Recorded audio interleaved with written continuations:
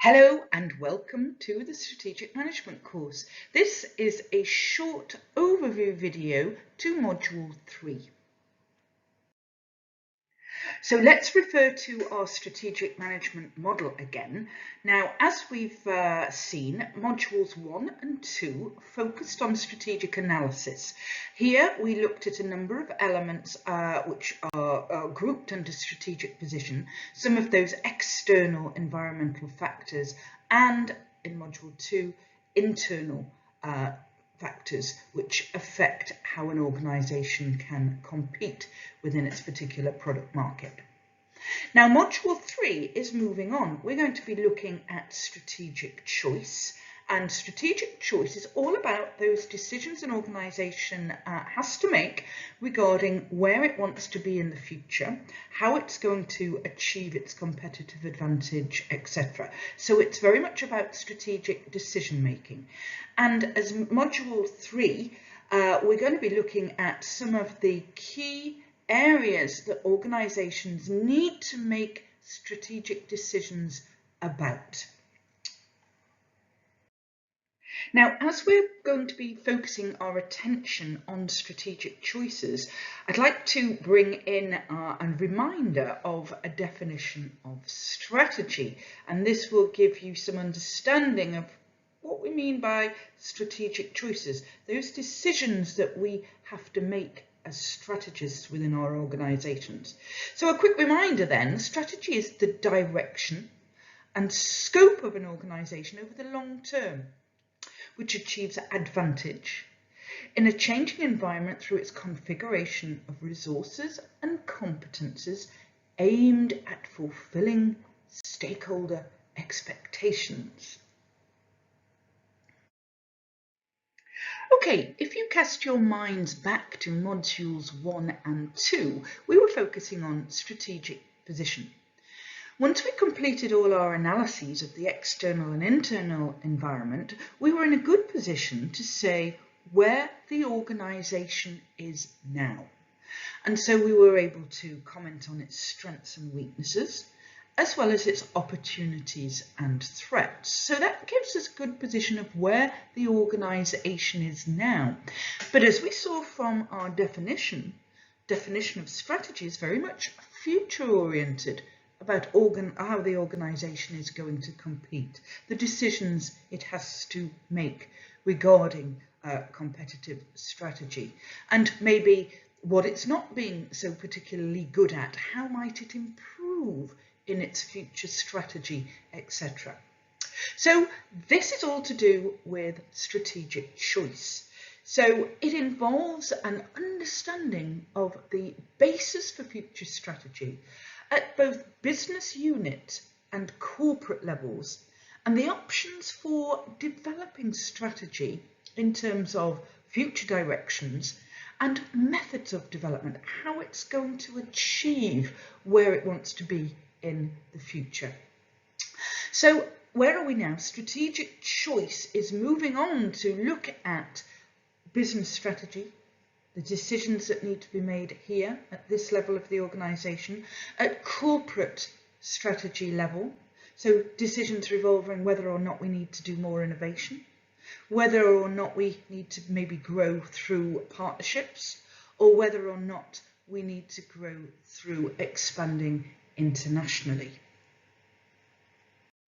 So I'd like to reintroduce the levels of strategy because they're going to be useful to what we're looking at in strategic choice. So generally speaking, there are 3 levels of strategy within organisations: corporate, business and operational levels. But in strategic choice, we are going to be primarily concerned with corporate level strategy and business level strategy. So a reminder then, corporate level strategy is concerned with the organisation's overall purpose, its raison d'être, where it wants to be in the future, what it wants to be perceived as offering in the future, etc. And its scope, i.e. the different product markets that it's playing within, or the products that it's offering to its consumers. Business level strategy relates to how organisations are particularly wishing to compete within a particular product market. Okay, now if we look at the chart here, we can say that perhaps this level here is corporate level. So see, these departments here would be involved in looking at the organisation's overall purpose, its scope, etc. Yet business level strategy is more concerned with these strategic business units. Each of these units or divisions are probably focusing on one key product market. But don't forget, also business level decisions on business level strategy is also quite important for standalone organisations, those organisations that are not part of perhaps a large diversified organisation. So we're going to be treating business level strategy from both of those perspectives. So let's now move on to business level strategies, and don't forget, business level strategies are about how the organisation intends to compete within a particular product market. Now, what we're going to be looking at here is relevant to the business units, those strategic business units of large diversified organisations, or indeed the product markets of stand-alone organisations that might not have lots of different product markets in which they're competing, but maybe one or two. So what we're going to be looking at is how to assess competitive strategy in terms of the options available, these key generic strategies. And we're going to be looking at the work of Michael Porter here, and he suggests that there are 3 generic strategies, these being cost leadership, differentiation and focus. We're going to extend the work of Porter a little bit by introducing Bowman's strategy clock, which simply adds some additional routes for achieving competitive advantage, similar to what Porter has introduced in terms of his generic strategies. But all in all, why we're doing this is we want to be able to assess the extent to which these strategies are likely to provide a sustainable competitive advantage, and when and in which cases it might be better for organisations to pursue one or another of those different strategies. We're also going to look, when we discuss business level strategies, at why in some cases it might not be a matter of competition and looking at ways of competing with rivals that actually denote success of our organisation, but we're going to introduce this notion of cooperation and why cooperation might be, in some cases, a better means of developing strategy than competition. So corporate level strategies, remember we said that they are involved in decisions related to direction and scope.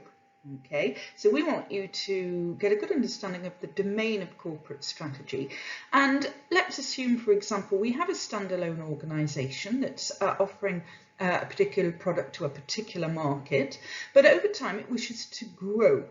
Okay, so it wishes to perhaps diversify, to add more products to its portfolio, to add more markets to the markets that it's currently operating in. So corporate level decisions basically will be concerned with, well, how does the organisation grow? So things that we're going to be looking at here are related to diversification. When is diversification, for example, an effective strategy for growth? And we're going to be introducing you to some of the different types of diversification strategy, because such a strategy remains the most popular for organisations currently. We're going to be then looking at some of the key methods of growth. So perhaps we've decided already to diversify. We want to add new products. We want to go into new markets. We want to add new strategic business units to our organisation. But how do we do that? What are the methods of growth? So the classic methods we're going to be looking at are mergers and acquisitions, strategic alliances, and organic growth. And organic growth simply means growth from within. Okay. We're going to look at the role of the corporate parent, so how the organisation is governed, because it's at this level we are making the decisions, or governance is making the strategic decisions, and they are making decisions in terms of our strategic business units. Which particular products and markets should we be operating within to achieve long-term sustainable competitive advantage? And we're going to be introducing you to a number of portfolio analysis tools to help decision makers at corporate level decide on which markets that they should be operating within, etc. So corporate level decisions are related to paths for achieving growth in the future, and growth might be achieved internationally. So we're going to be talking in module 3 about international strategies, and fundamentally, why do companies internationalize? We're going to be talking about, well, which markets are the most appropriate to enter, and which perhaps do we prioritize as we diversify and grow. We're going to be talking about the different ways of entering a particular market and strategies of internationalization. We mentioned earlier that one of the pathways to growth is through organic growth and strategic innovation. It's very important for organizations that wish to grow organically. So we're going to be talking about strategic innovation. We're going to be defining strategic innovation and strategic entrepreneurship. We're going to introduce you to some of the key innovation dilemmas, such as the relative emphasis to place on technology innovation or market innovation, product innovation or process innovation. Should we be simply looking at redesigning our business model? Should we encourage open innovation, or should we remain focused on organic growth? So these are some of the questions that we're going to be looking at as we progress in Module 3. We're also going to be looking at strategic innovation decisions in terms of whether it's best to be a leader or a follower. Now, you might be thinking, well, naturally, of course, it's best to be first to market with your innovation, but we will see that that's not necessarily the case. There are a number of well-known organisations in the Fortune 500 that have been so successful because they were actually followers, not first movers with their innovation. So we've seen then in the last few slides some of the key topics that we're going to be discussing in Module 3. So let's now turn our attention to the resources. Much as we've seen in Modules 1 and 2, we have a number of videos, PowerPoint slides that supplement our videos, and exercises and mini videos within those PowerPoint slides. We also point you to the reading that we would like you to undertake, and of course there is a section on the resources, within the resources in Blackboard, which have our case studies that we're going to be using in the workshop for Module 3. Okay, so please make sure that you go through each of the different videos. We have 4 different videos for Module 3, and also make sure that you do the reading, that you look at the supplementary slides, etc., so that you are well prepared when coming into both the case study classes, but also the group project once again, just to be sure, where do you go to find this information? Well, returning to Blackboard, our strategic management module, again on the left-hand column here, you now need to be tapping into Module 3 resources. We start with the introduction, and this gives you an overview or a summary to Module 3 strategic resources. And in all the other areas under Module 3, you have access to all of the materials that we're providing for you with for Module 3. Moving on then to assessment for Module 3. Once again, we are assessing Module 3 in 3 different ways. Assessment 1, as we saw in Modules 1 and 2, is all about your participation in constructing questions for our MCQ quiz. And those questions you must submit to the PeerWise platform. Don't forget, however, we do expect you to critique those questions submitted by others, and all of this allows you to build up a participation grade, and this participation grade is part of the course assessment for the module. Okay, so assessment 2 then of Module 3 consists of a 20-question MCQ quiz based on Module 3 concepts.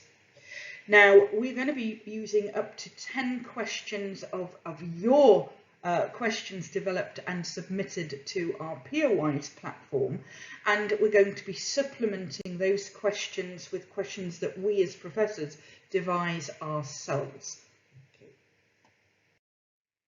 Finally, in coaching session 3, we have a required project deliverable. Now, please note that this is not assessed, but it is required. Okay, so you're expected then to deliver a 10-minute presentation to the class, and this time you're going to be giving us an overview of the key implications that emanate from your research and analysis on your project so far. Okay, so we would like you to do this printed presentation of the implications relative to the industry. So what are the implications for the industry in which your project is grounded?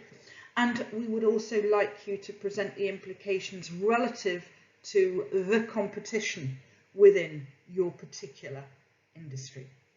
Okay, so that is the third element of assessment for Module 3. So finally, and once again, we hope you enjoyed your journey through Module 3.